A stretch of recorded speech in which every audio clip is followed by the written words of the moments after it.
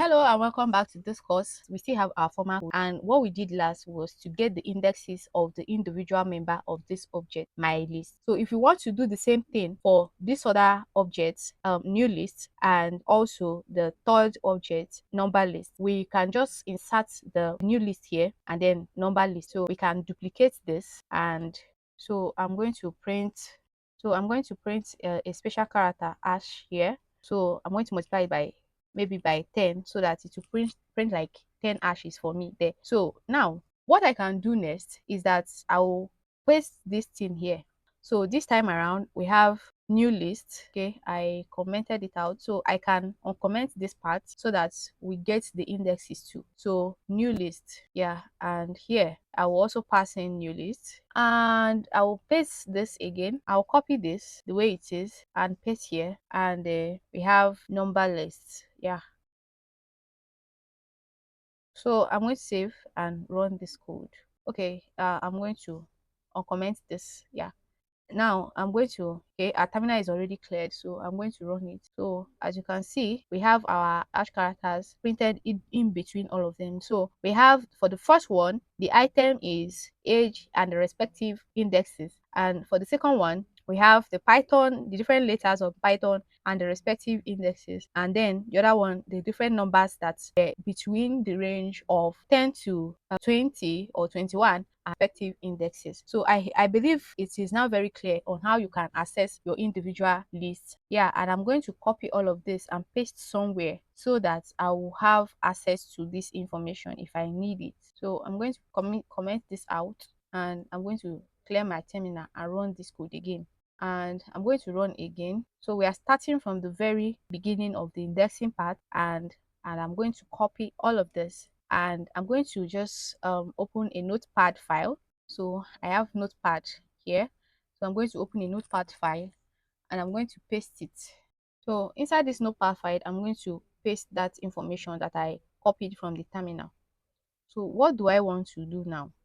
I'm going to go back to the screen and I'm going to clear the terminal. So now, and I'm going to clear up this for loop because I've gotten what I want from it.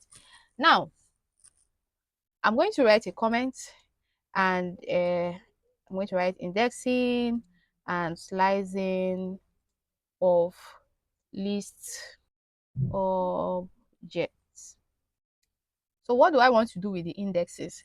So we can always make reference to this, and this particular file, I'm going to place it on the larger side so I can see my screen very well. Now, what do I want to do with this indexing? If, for instance, I want to access in this first list that has name, age, height, nationality, and gender, if I want to access the second item there, which is the index 1, I'm simply going to just write my list, and I will open this square bracket and pass in index 1. Sorry, index 1. So you can see that the index 1 is the age item, right? Is the age data, and I can see that that's the second item there. So I'm going to print it. So remember that whenever we are printing in this workflow, we are printing so that you can see what is happening. So you can choose to do something else with the information, right? You can choose to send it to a database, for instance. So now, if I'm going to print the last item there, that is the one of index 5, what do I do? I'll just enter 5 here, and that is it will give me the last item. So you have gender. So if I want to access this other PYCON and all that, so if I want to access that, I remember that the variable name was new list or something. So remember, the list is still defined up there. So this new list, so if I want the index 5, well, that is n. I'm going to run again and clear this place. I am going to run it, and here we have n. So if you want to access the letter p, and you just pass in the one, the number 1 index, and voila. So if you want to access the access the letter y, so you can just come and pass in the number 1 index and then you run it. So now you have letter y printed for you on the screen. So another thing is that the negative indexing is also obtainable, just like we did in string slicing. Now that if you are coming from the front, the first item is of index 0. If you are coming from the back, the first item from the back is index -1, right? So for instance, I want to access the last item here. I can decide to use index 10. So if I type in index 10, it should give me the same 10. Oh, sorry, new list does not have index 10. So what was the name of that list that is housing that particular object? So the name was number list. So I'm going to clear this and I will run this code and we have 20. So it's the same thing as going in for index -1 because that is the last thing, that is the first thing from the back. We still have 20. So this is also applied to the other list items. So now we are going to move over to slicing of the list object. And well, we already did slicing when we were working with strings, and it is virtually the same thing. So how do we slice a list object? We slice a list object by passing in the name of the list object. So I'm going to write the syntax as a comment. So we write the name of the list object. So in this case, the name of the list object is new list, or you pass in the list object itself. So maybe like you write this list object here, right? And then you open your square bracket and you pass in 3 parameters or 2. So the first 2 are the most important one. The last one is optional. So the first 2 comprises of the start index, then you put your colon and the end index. So you want it to start from index 0 to index 3, you will write in your index 0 to index 4, because obviously if you just stop at index 3, this third item will not be printed for you, right?